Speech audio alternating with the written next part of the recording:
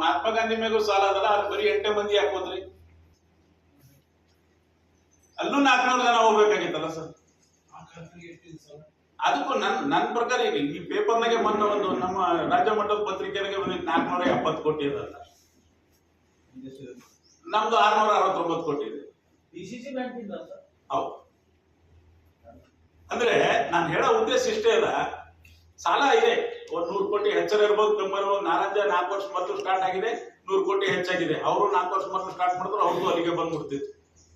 ಅವ್ರು 4 ವರ್ಷ ಲೇಟ್ ಆಗಿ ಚಾಲೂ ಮಾಡಿದ್ರ. ಸಜ್ಜಿಕಲ್ಲ, ಸಾಲ ಇರೋದು ಸಜ್ಜಿಕಲ್ಲ. ಮೊದ್ಲಿನವ್ರು ಮಾಡ್ಯಾರ, ನಾನಂತೂ ಸಾಲ ಮಾಡಿಲ್ಲ, ನಾನು ಬಂದ್ಮೇಲೆ ಸಾಲನೇ ತಗೊಂಡಿಲ್ಲ. ಅದು ನೀವು ಮುಂದೆ ಹೇಳ್ತೀನಿ ಸ್ಪಷ್ಟವಾಗಿ. 5 ವರ್ಷ ಹೆಂಗ್ ನಡೆಸಿನಿ, ಹೆಂಗ ಬೆಂಕಿ ಮ್ಯಾಗಿಂದ ಹೊರಗೆ ಬರ್ತಾ ಇದ್ದೀನಿ ಅನ್ನೋದು ನಾನು ಹೇಳ್ತೀನಿ. ನಾನು ಯಾವ್ದು ಮುಚ್ಚಿಕ್ಕಲ್ಲ, ಪ್ರಶ್ನೆ ಬರಲ್ಲ, ಓಪನ್ ಬುಕ್ ಇದೆ. ಆ ಸಾಲ ನಾರಾಯಣ ಹೆಸರು ಕಡಿಸ್ಬೇಕು, ನಾರಾಯಣ ಮುಚ್ಚಿಸ್ಬೇಕು, ನಾರಾಯಣ ನಡಿಗುಡ್ಬಾರ್ದು. ನಾರಾಯಣ ನಮ್ದು ಸರ್, ರೈತರು ಇದೆ ಅದು. ಇವತ್ತು ನಾವಿದ್ದೇವೆ, ನಾಳೆ ಅಕ್ಟೋಬರ್ ನಲ್ಲಿ ಚುನಾವಣೆ ಇದೆ, ಮತ್ತೊಬ್ಬರು ಗೆದ್ದು ಬರ್ಬೋದು. ಯಾವತ್ತು ರಾಜಕೀಯಕ್ಕಾಗಿ ಯಾವುದೇ ಸಂಸ್ಥೆ ಹಾಳಾಗ್ಬಾರ್ದು. ಇವತ್ತು BSSಗೆ ಇವತ್ತು ಮುಚ್ಚಿದೆ. ಯಾವ ಸರ್ಕಾರದವರು ಆರಾಮ್ ಮಾಡಕ್ಕಾಗಿಲ್ಲ, ಬಿಜೆಪಿದವರು ಮಾಡಿಲ್ಲ, ಕಾಂಗ್ರೆಸ್ದವರು ಮಾಡಕ್ಕಾಗಿಲ್ಲ. ನನ್ನ ಪ್ರಕಾರ ಹಿಂದೆ ಮಾಜಿ ಶಾಸಕರಾಗಿರ್ತಕ್ಕಂಥ ಕಲ್ಯಾಣರಾವ್ ಮೊಳಕೇರಿ ಅವರು ಹೇಳ್ತಿದ್ರು, BSSಗೆ ಅಂದ್ರೆ ತಮ್ಮದು BSSಗೆ ಅಲ್ಲ, ಭೀಮಣ್ಣ ಸನ್ನಾಪ್ ಶಿವಲಿಂಗಪ್ಪ ಖಂಡ್ರೆ ಲಿಮಿಟೆಡ್ ಅಂತಾರೆ. ಅದ್ರ ಹೆಸರು BSSಗೆ ಲಾಂಗ್ ಫಾರ್ಮ್. ಇಡೀ ಖಂಡ್ರೆ ಪರಿವಾರ ಆ ಫ್ಯಾಕ್ಟ್ರಿ ಮ್ಯಾಗ ಬಂದಿದ್ರು ನೀವು. ಇವತ್ತು ಅದ್ರ ಮ್ಯಾಗ MLA ಆಗಿರಿ, ಅದ್ರ ಮ್ಯಾಗ ಮಂತ್ರಿ ಆಗಿರಿ. ಇವತ್ತು ಬ್ಯಾಂಕ್ ನಿಮ್ ಕೈಯಾಗದ, ಎಲ್ಲವೂ ನಿಮ್ ಕೈಯಾಗಿದ್ದ. ನಿಮ್ಮ ಆಡಳಿತದಾಗ ಅದು ಆಪ್ಷನ್ ಆಗ್ಲತ್ತದ. ಬಹಳ ದುರಂತದ, ಬಹಳ ದುರಂತದ. ಇದು ಯೋಚನೆ ಮಾಡಿ ನೋಡ್ಬೇಕು ನೀವು. ನಾನು ಹೇಳೋದು ಕೆಟ್ಟ ಅನಿಸ್ಬೋದು ನಿಮ್ಗೆ. ನಿಮ್ಮ ಅವಧಿಯಲ್ಲಿ ಅದು ಆಪ್ಷನ್ ಆಗ್ಬಾರ್ದು. ಅದು ರೈತರ ಸಂಸ್ಥೆ, 25,000 ಸದಸ್ಯರು ಏನದಂದ್ರೆ ಆ ಟೈಮ್ನಲ್ಲಿ ದುಡ್ಡು ಕೊಟ್ಟು ಕಟ್ಟಿದಾರೆ. ಅದನ್ನು ಉಳಿಸ್ಕೋಬೇಕು. ಮಾನ್ಯ ಈಶ್ವರ್ ಖಂಡ್ರೆಜಿಯವರು, ರಾಜಶೇಖರ್ ಪಾಟೀಲ್ಜಿಯವರು, ಭೀಮರಾವ್ ಪಾಟೀಲ್ಜಿಯವರು, ಚಂದ್ರಶೇಖರ್ ಪಾಟೀಲ್, ಶೈಲೇಂದ್ರ ಬೆಲ್ಲಾಳೆಜಿಯವರು ಎಲ್ಲರೂ ಸೇರಿ ಬೆಂಗಳೂರಿನಲ್ಲಿ ಮೀಟಿಂಗ್ ಮಾಡಿ ಆ ಸಂಸ್ಥೆ ಉಳಿಸ್ಕೋತೇವೆ ಅಂತ ಮೀಟಿಂಗ್ ಮಾಡಿದ್ದು ತಮ್ಮ ಪತ್ರಿಕೆ ಮೂಲಕ ನೋಡಿದ್ವಿ. ಅದೇ ನಮ್ಮ ನಾರಾಯಣದಾಗ ಒಬ್ಬ ಆಫೀಸರ್ ಬಂದು ಏನಂದ್ರು ಅದನ್ನು ತಾವು ನೋಡಿದ್ವಿ. ನಾನು ಮಾರೇ ತೋರಿಸ್ತೀನಿ BSSಗೆ ಅಂತ. ಅವ್ರು ಯಾರಿಗೆ ಚಾಲೆಂಜ್ ಮಾಡ್ಯಾರ, ಮಿನಿಸ್ಟ್ರಿಗೆ ಚಾಲೆಂಜ್ ಮಾಡ್ಯಾರ ಅಂತ ತಿಳ್ಕೊಳತ್ತೀನಿ ನಾನು. ಏನ್ ನಡೀತಾ ಇದೆ, ಯಾವ ಸತ್ಯ ಇದೆ, ಅದ್ರ ಹಿಂದಿನ ರಹಸ್ಯ ಏನು?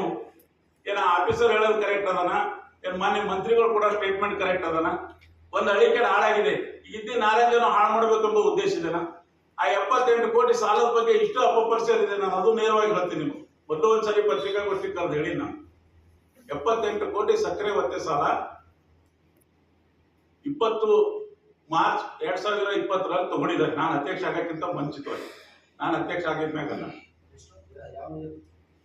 ಅಕ್ಟೋಬರ್ ಇದೆ. ಪ್ರತಿ ವರ್ಷ ಏನು ಕಾರ್ಖಾನೆಗಳಿಗೆ ಹಾನಿ ಆಗ್ತದೆ. ಇವತ್ತು ಮೈಸೂರ್ಗೆ ಪ್ರತಿ ವರ್ಷ IAS ಆಫೀಸರ್ MD ಇರ್ತಾರೆ. ಪ್ರತಿ ವರ್ಷ ಹಾನಿ ಆಗ್ತದೆ. ಪ್ರತಿ ವರ್ಷ ಸರ್ಕಾರದಿಂದ 50 ಕೋಟಿ 60 ಕೋಟಿ ಕೊಟ್ಟು ಉಳಿಸ್ಕೊತಾ ಇದ್ದಾರೆ.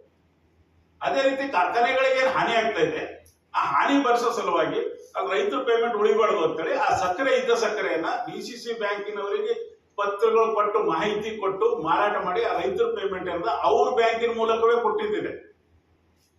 ಬೇರೆ ಕಡೆಯಿಂದ ಎಲ್ಲಿಂದ ರಾತ್ರೋರಾತ್ರಿ ಏನಾರ ಕಳುವಾಗಿಲ್ಲ. 78 ಕೋಟಿ ದಿನ 1 ಕೋಟಿ 2 ಕೋಟಿ ಸಕ್ಕರೆ ಮಾರಾಟ ಮಾಡಿ ಅದು DCC ಬ್ಯಾಂಕಿನವ್ರ ಅಕೌಂಟ್ದಾಗೆ ಜಮಾ ಮಾಡಿ ಅವ್ರ ಥ್ರೂನೇ ರೈತರ ಖಾತೆಗಳಿಗೆ ಜಮಾ ಆಗಿರ್ತಕ್ಕಂಥದ್ದು. ಅದೇನು ಕ್ಯಾಶ್ ವಿಡ್ರಾ ಮಾಡಿದಲ್ಲ, ಅದು ಅವ್ರಿಗೆ ಗೊತ್ತದ.